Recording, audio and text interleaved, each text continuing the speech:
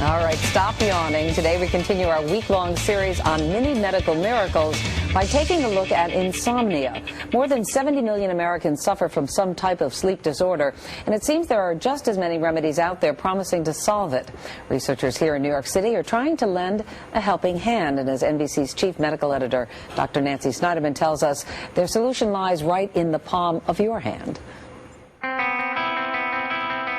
The business of catching some Z's is booming. It's the only sleep aid with 2 layers to help you stay asleep. But could something as simple as the temperature of your hands unlock the secret to deep sleep?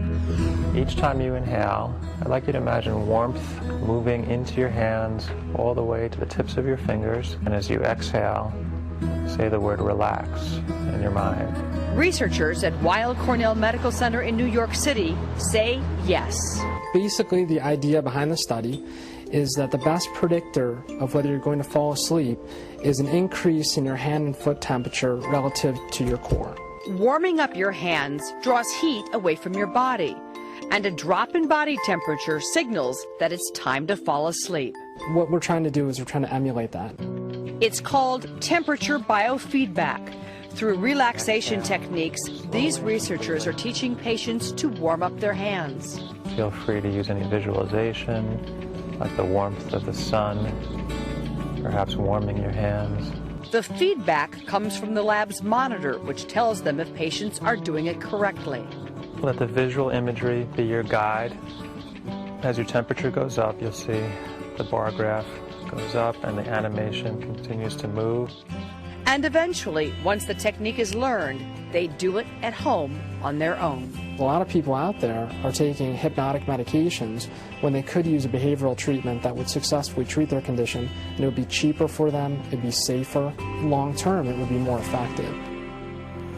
And Dr. Nancy, good morning. Hi, Meredith. I want to point out that this temperature biofeedback has only been tried out on literally a handful of people, That's about right. 5 people. I mean, this is really beginning science, but it's based on years of what we know about biofeedback and being able to control your body in ways you might not have thought about before. But if it's all about keeping your hands and your feet warm, why not just put on a pair of gloves and a pair of socks when you get into bed? It's because it's not about making the outside of your hands or feet warm. It's about pulling the blood from the inside, where your trunk, to your extremities. Think about the trunk of your body is like having a big, heavy fleece jacket on, and it's warmer.